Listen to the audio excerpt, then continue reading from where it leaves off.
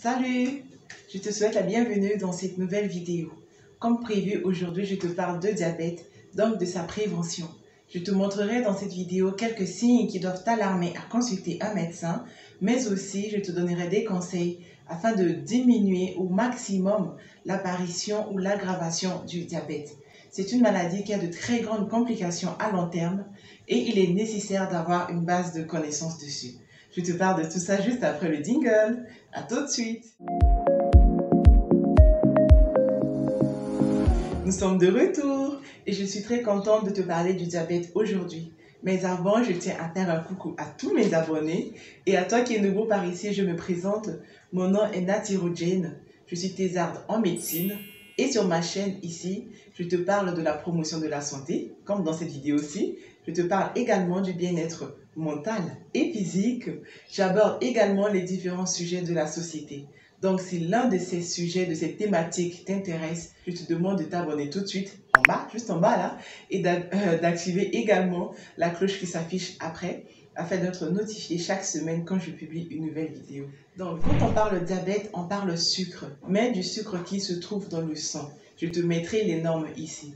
Donc, le diabète, c'est l'augmentation du taux de sucre dans le sang, appelée également l'hyperglycémie. Cette hyperglycémie ou cette augmentation du taux de sucre est due à un défaut de sécrétion ou d'action de l'insuline, qui est une hormone sécrétée par le corps, précisément par le pancréas si vous voulez, pour faciliter la digestion du sucre normal qu'on ingère. Les facteurs de risque du diabète sont nombreux. On a en première ligne une suralimentation, donc à savoir la consommation excessive du sucre, de la graisse, de l'alcool, du tabac. Après, il y a également les facteurs environnementaux. Donc, la sédentarité, il y a l'âge, il y a l'obésité, donc le surpoids. Le troisième facteur, c'est la génétique, donc les facteurs familiaux. Quand tous ces facteurs ou une partie de ces facteurs sont présents, eh bien, nous avons les signes comme suit. Ces signes doivent t'alarmer à consulter un médecin. En premier lieu, nous avons une polydipsie. C'est le fait de boire beaucoup d'eau. C'est que si tu es du genre à ne pas boire beaucoup d'eau ou que ton entourage, c'est-à-dire ton enfant peut-être, je ne sais pas, est du genre à ne pas boire beaucoup d'eau, mais que du jour au lendemain, tu vois qu'il commence à boire beaucoup, vraiment beaucoup d'eau que la normale, ben, ça doit t'alerter. Le deuxième signe, c'est la polyurie.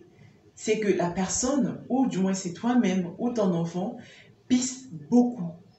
Et de plus, quand la couleur de ce pipi n'est pas normale, est un peu plus foncée, ben, ça doit attirer l'attention. Ça, c'était le deuxième signe.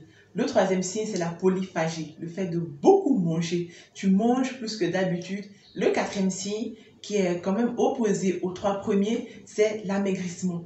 Et ben, en fait, c'est pas normal que tu manges beaucoup, tu pisses beaucoup, tu bois beaucoup d'eau. Mais de surcroît, tu maigris. Donc, ça doit t'attirer l'attention. Il y a un autre signe aussi, qui est le cinquième, c'est une fatigue à l'effort. Quand tu marches juste un peu, tu es fatigué. La moindre chose que tu fais, tu es fatigué. Donc, voici quelques signes qui doivent t'alarmer, qui doivent attirer ton attention afin de consulter un médecin. Je te les récapitule.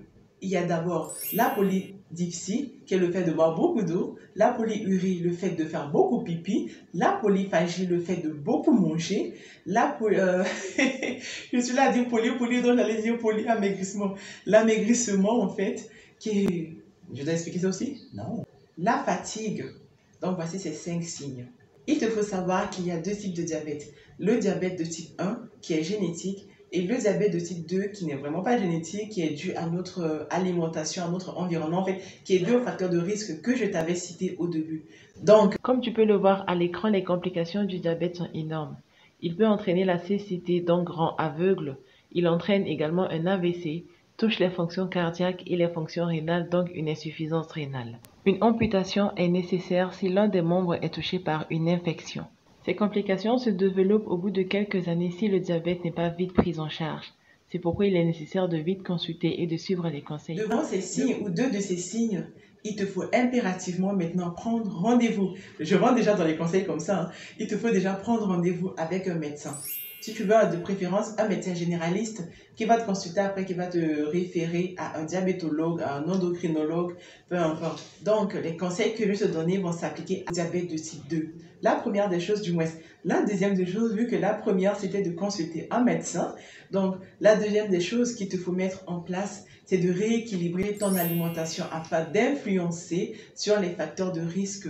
Donc, rééquilibrer son alimentation veut dire manger moins de sucre qui n'est pas du tout bon parce que le sucre, ça cause d'autres maladies aussi. Donc, la carie dentaire dont je t'ai parlé dans une de mes vidéos, voici le lien que tu peux aller regarder juste après celle-ci. Donc, je disais, manger moins de sucre, manger moins de gras, essayer de manger également moins de féculents, c'est-à-dire le pain, le riz, les maïs. C'est vrai que vu nos conditions de vie, on ne peut pas s'en passer, mais essayer au maximum de manger moins, diminuer la consommation d'alcool, mais aussi le tabac. Le troisième conseil, c'est de bouger assez.